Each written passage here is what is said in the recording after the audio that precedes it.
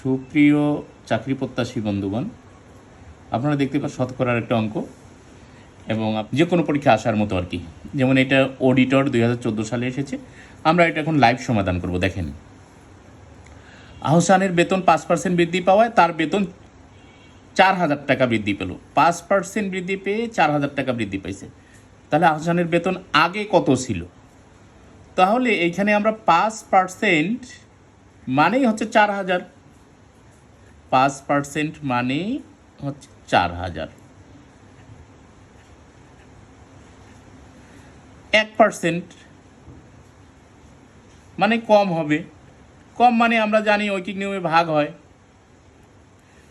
আর বেতন তো সবসময় 100% হয়, এটা তো আপনারা জানেন। তার মানে 100% যদি হয় তাহলে কত টাকা হবে?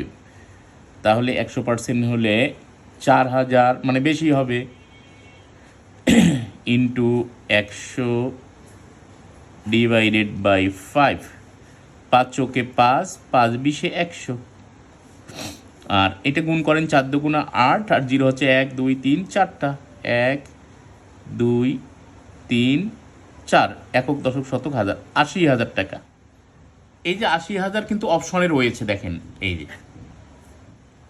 তো আরও একটি ইন্টারেস্টিং ম্যাথ, এটাও শতকরার। রফিক কেয়াকে তার মোট টাকার 30% দিয়ে দিছে, মানে মোট টাকার 30% দিয়ে দেখে যে তার নিকট আরও 350 টাকা আছে।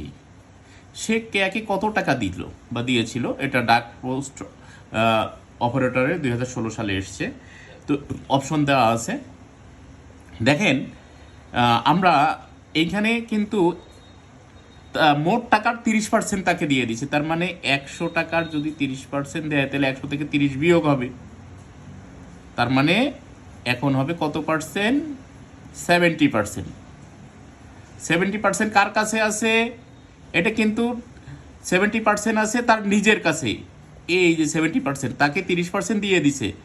30% দিয়ে দিছে, 70% তার নিজের কাছে আছে।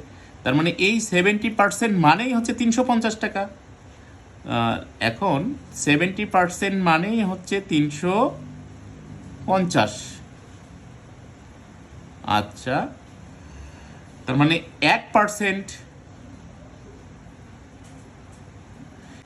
তাহলে 1% মানে 350 ভাগ 70। আর কেয়াকে যেহেতু 30% দিচ্ছে, আমরা 30% কেয়ার টাকাটা বের করবো এখন। তাহলে 30% মানে বোঝা যায় 350 ইন্টু 30 ভাগ 70। দেখেন, এইখানে আমরা এইভাবে কাটতে পারি। 7 0 7 7 5 7 35। এইখানে 5 আর 30 গুণ করলে হয় 150। দেখেন, 150 টাকা। আপনারা একটু বুঝে করলে অঙ্কটা পারবেন ইনশাল্লাহ। Thank you.